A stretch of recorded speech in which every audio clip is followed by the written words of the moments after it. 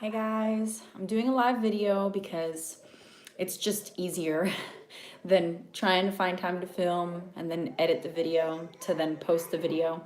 So a lot of you have been asking me about our new school year, which is starting Monday. Today's Saturday. We're starting later than everybody because we went on vacation. We love going on vacation after everybody else starts school so that it's like hours. So we went to the beach and we just got back the night before last and it was absolutely wonderful. We had an incredible time and saw sea turtles, saw dolphins. The water was crystal clear every day. The weather was perfect. Hey, Noelle. And I got to go snorkeling with the boys every day. The sand was white. It was just like exactly what we needed. It was really, really fun. Now we're home, and I was in the classroom last night getting everything organized. And a lot of you have been asking me if I'm sticking with Charlotte Mason. I mean, not Charlotte Mason. Yes, Charlotte Mason for sure. I love Charlotte Mason, but with Ambleside. And I am still using it as a guide. Hey, Alani. So I'm switching things up a little bit. Something I noticed that happened last year. Um, Good to see you. Oh, I'm sorry. That was like ridiculous. Good to see you. Thank you. That's very nice of you. It has been really long since I've had an opportunity to make a video, but I wanted to do a live one so that I could finally just get it done, you know? So I've shown you guys in years past, amblesideonline.com. It's free curriculum. It's all Charlotte Mason approach. I love it. I still love it. But I've noticed in the last 2 years that it has become more, I don't know how to say this without sounding like I don't care about academics. I do care about academics, but you know how some people are just more scholarly than others, and some people just emphasize more on academics than others?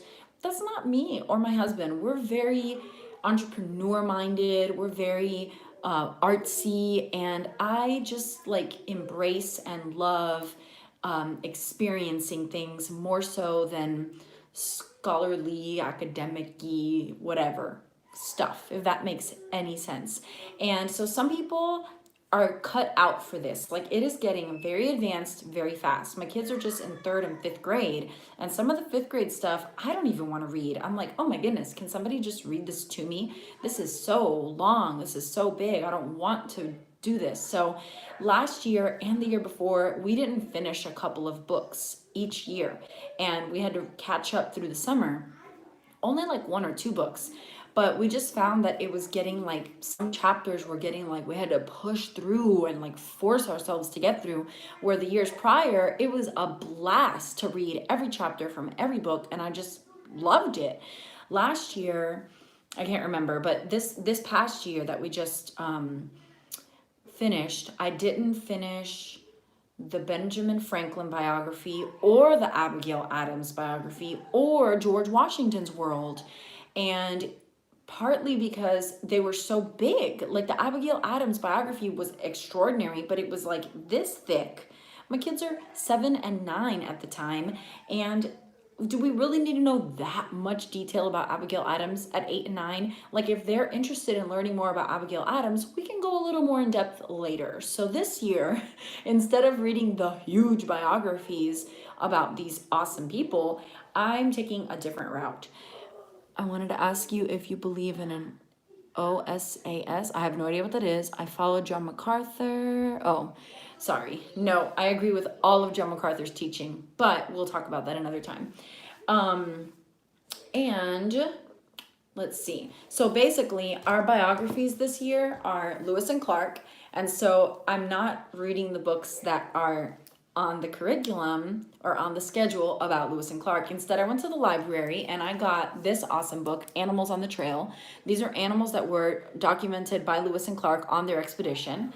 Then there's a Plants and Flowers on the Trail, probably the same people. I'm not going to read that whole book, but they're going to get to flip through there and explore and see all the things that Lewis and Clark found during their expedition. I also got a stack of picture Lewis and Clark books, nothing huge, nothing overwhelming. They can easily look through here. We can read about them and not take all year reading about them, only like 2 or 3 weeks and then be done. And so our schedule won't be so packed all the time. It will be like, oh, we're done with Lewis and Clark. Even though this is telling me I have to keep reading Lewis and Clark for the next 12 weeks, we'll be done.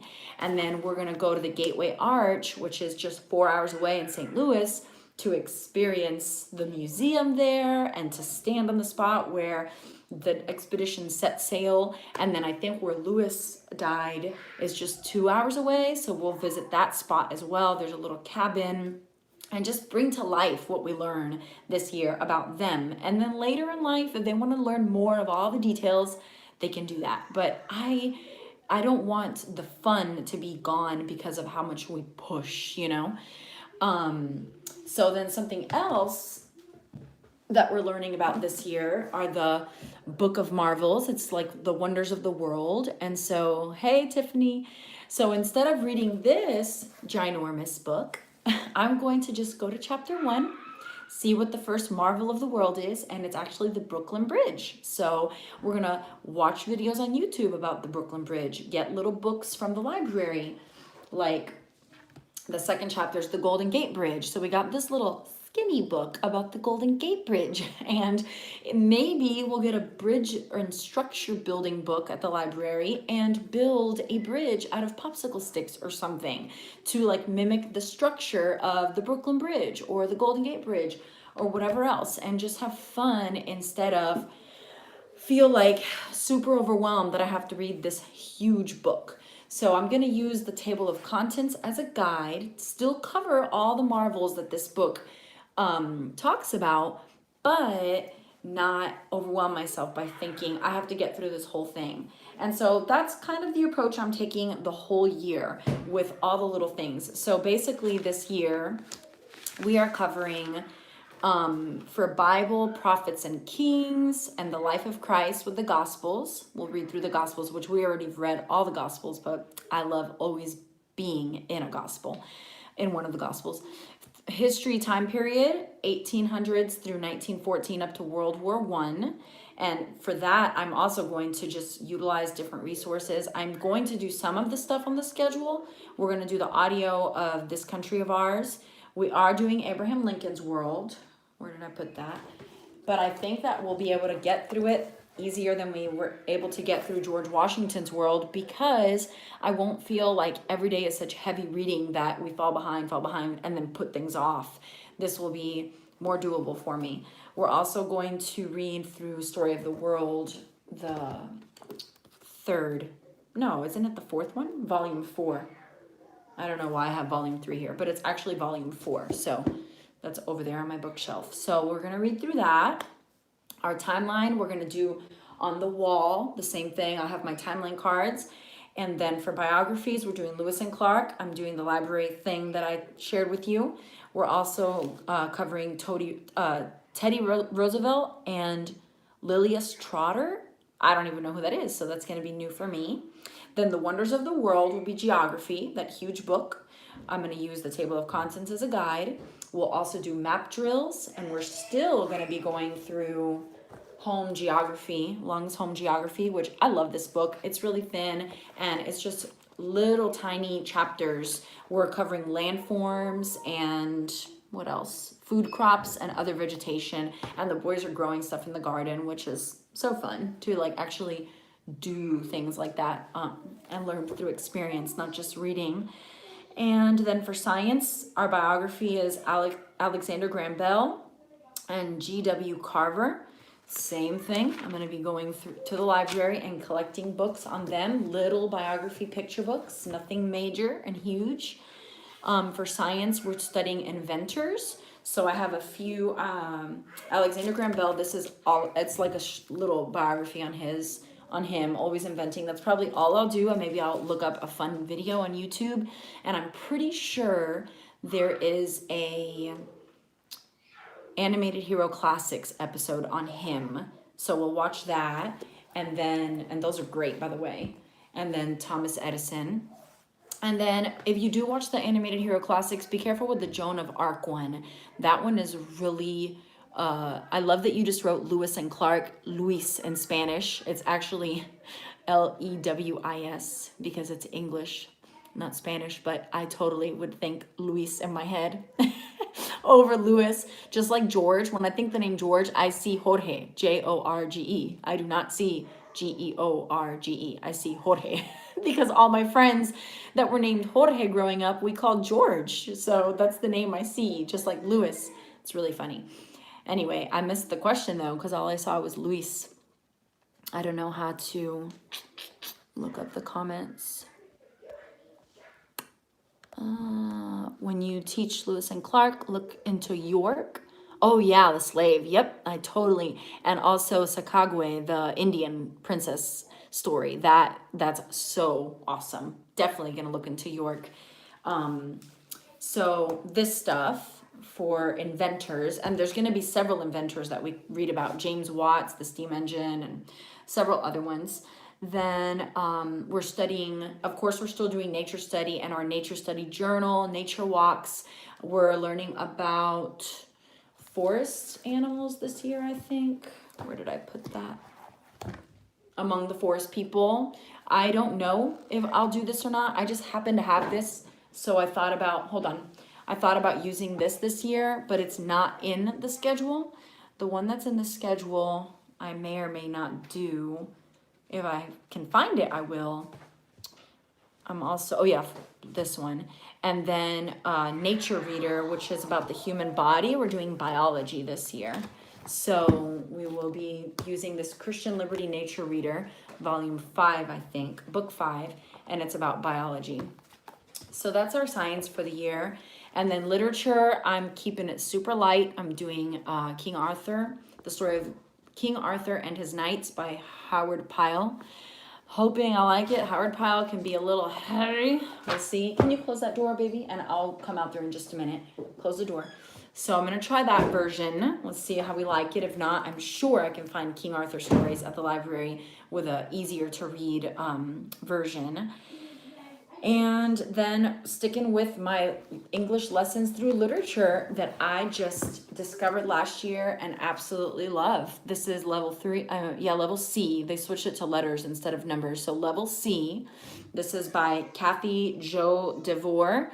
And this one is gonna cover, I saw that there was some diagramming, but this encompasses so much of my curriculum that I love that in one lesson or in 1 week, this like guides us through, let's see, there's grammar, there's art study, there's dictation, there's spelling, there's copy work, there's poetry, there's all that stuff, which is so, and then parts of speech. So grammar, poetry, Aesop's fables, dictation, and then art study. So it's just so awesome that it covers so much stuff in one place. I feel like it leaves a lot of brain space for me. And sticking with math, you see, for math, it's just worked well for us, so why change it? I'm sure there's other great math curriculums out there, but this has just worked great, so we're gonna keep going with it. I feel a lot of pressure. I'm a rule follower, so it's like, I have not heard of master books, no. I feel like when I see something written like this is what I'm supposed to do, I feel like I have to do every single little thing. And with every year, and as a homeschool mom, I have to like tell myself I don't have to do every single thing here. I really, really don't. I need to believe that, you know, and like take that and not feel like I have to pile it all in. So I'm always fighting that internally. Even now in year 5, I'm still like, it's still hard, but I'm getting better. So one of the things that is in this schedule that I don't want to do and never have, and every time I try, I give up because I just don't want to, is Shakespeare and Plutarch's Lives. And it's just too much. And Age of Fable. I love Greek mythology, but Age of Fable is this thick, you guys. I don't want to do it. I just don't. So I have little things like this instead. I love Greek mythology. The boys love it. This one's super thin, but the Dolores, which are awesome biographies for children, they have a fat Greek mythology storybook. And so you just read one story, it's like 1 or 2 pages, and that is fun. The grammar book, it's English Lessons Through Literature by Kathy Jo DeVore. And it does take you through books.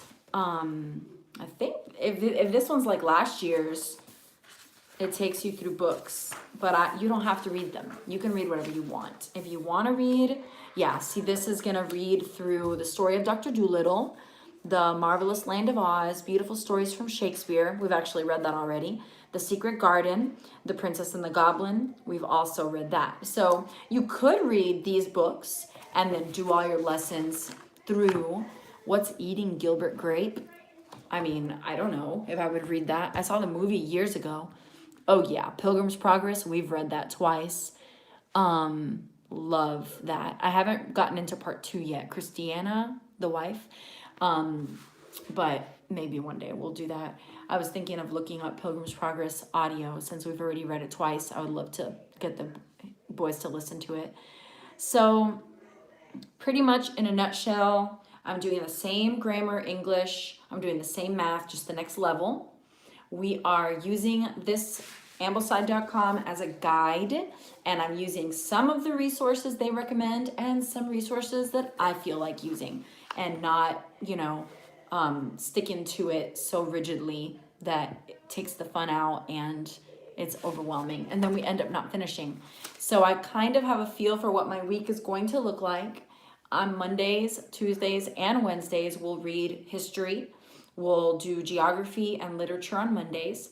We'll do biographies and literature on Tuesdays. We'll do science biographies and literature on Wednesdays.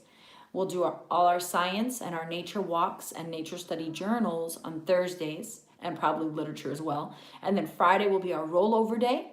And then we do all our book work every day, the English lessons and math and spelling will probably be like maybe 1 test a week. And then I'm going to use audio books in the car rides. I'm going to use YouTube videos as needed, documentaries, LibriVox audiobooks when I need to. I'm also going to watch stuff for a change. I usually stay completely away from media stuff for school, but I'm going to utilize it this year for documentaries, for biographies, and for if there's any wonders of the worlds, like Golden Gate Bridge, if there's like little snippet videos or anything like that, we will use YouTube for that. Why not? And then we'll do field trips to museums, plays, musical performances, anything outdoors. And that's pretty much it. So that's our school year. I hope that wasn't too scattery for you.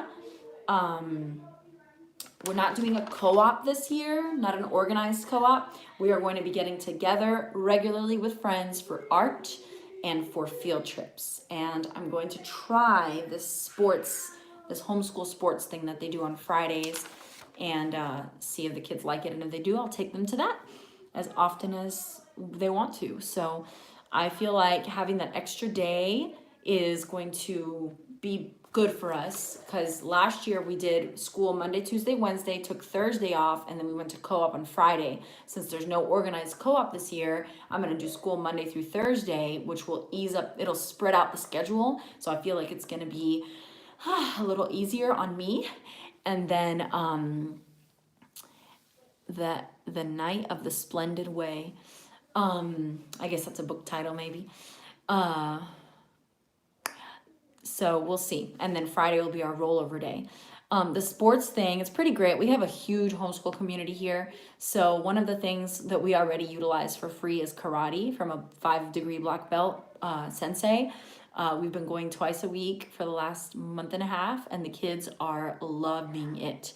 And then sports, there's this homeschool dad that just does sports for homeschoolers on Fridays in the morning. He just opens it up for all the kids to come, whoever wants to. There's no commitment. It's free. People don't make donations, of course.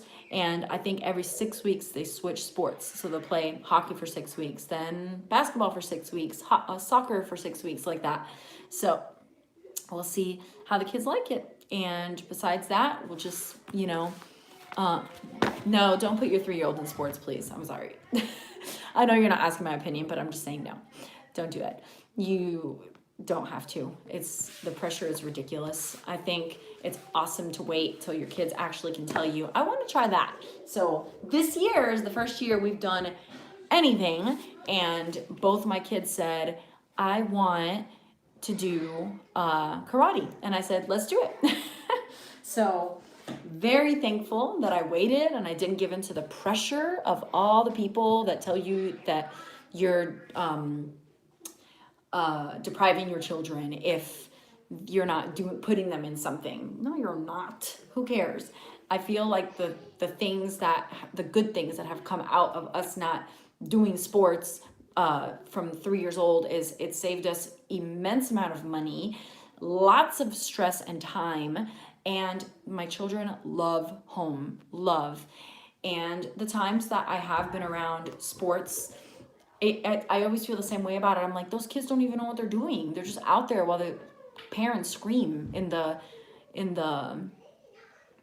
that's hilarious. He wants to do tackle football. Well, if he knows what he wants to do, and if you want to do it, then let him. But if you don't, it's okay. You're not being a bad mom if you say, no, let's wait till you're a little older. There's nothing wrong with that.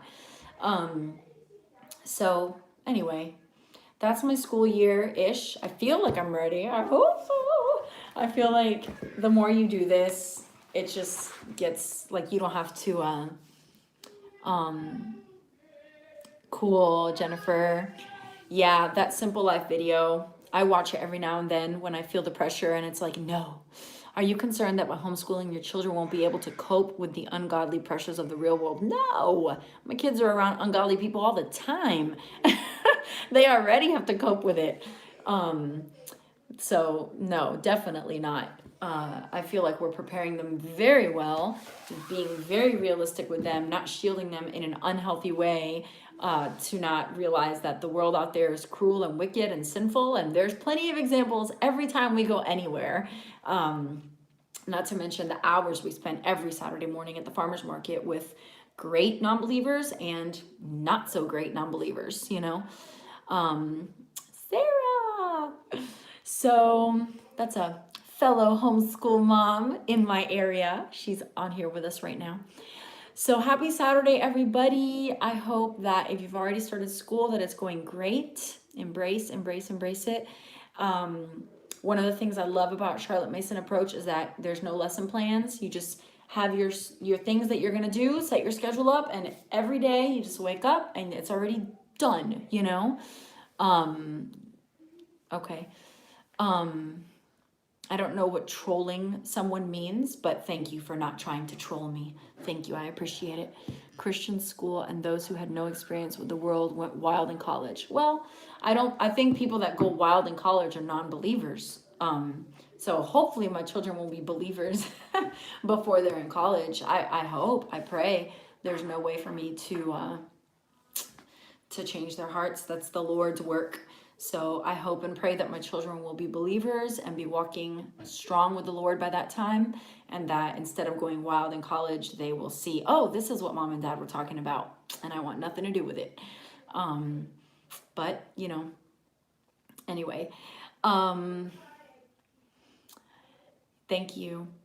So we are done. That's all I have to share with you guys. I'm hoping to come out with videos soon. I've just been, like I've told you guys in past videos, life has changed very, very, very, very much for us in a good way. I don't know, how long some of you have been with me, but through the years, I know you've heard me talk of our goals as a family. It's to be self-employed, to be together more often. And you guys were there by God's grace, Yes, Jennifer, I'm with you, girl. So the Lord has provided and we're finally self-employed. So pretty much we're together all the time, which has really, really, interfered with my filming and editing, and I don't mind. I'm very happy and love, just the way life is feeling and going right now. So I might do some live videos because they really are just easier for me. I can be like, oh, look, I have a minute, turn the phone on, versus I have a minute, but that means is the battery charged for the camera, and then I have to film, and then when do I have another minute to edit it, and then yeah. So that's the deal right now. So thank you so much for being happy for us. I'm so thankful. The Lord has been kind and gracious, and we always say being an entrepreneur, it comes with ups and downs, unpredictable, finances, but freedom always wins in our family. We're like, but we're free. So we love freedom. A Monday marriage video. I haven't really had much to say about marriage lately. I will think about it. I pretty much, I have these ideas every now and then. I'm like, oh, I want to do a video on this, and I'll like think about it, and then it feels like I did the video because I thought about it so much, and then I get it out of my system, and then it's like I never filmed that. Or I'll convince myself that it's a bad idea, and then I don't film it. So give me some ideas, guys. Marriage Monday, marriage questions, and I would love, love, love, love.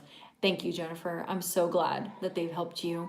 I'm still greatly encouraged when I hear from women saying that they have been blessed by my videos.